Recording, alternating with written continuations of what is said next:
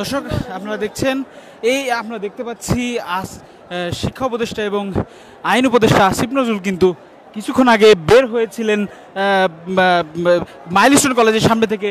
কিন্তু এই মাইলস্টোন কলেজের সামনে গেট পেরিয়ে আসলে শিক্ষার্থীরা ব্যাপক প্রতিরোধ করে এবং পুলিশকে আটকে দিয়ে তারা কিন্তু বিভিন্ন স্লোগান দিচ্ছেন এবং ইট পাটকেল নিক্ষেপ করছেন। দর্শক আপনারা দেখছেন, আমরা আছি দেশ রূপান্তর লাইভে, আপনারা দেখছেন আমরা আছি মাইলস্টোন কলেজের সামনে। দর্শক আপনারা দেখছেন তারা কিন্তু পুলিশকে নিয়ে কিন্তু বিভিন্ন স্লোগান দিচ্ছেন, আপনারা দেখতে পাচ্ছেন। দর্শক আমরা আছি দেশ রূপান্তর লাইভে।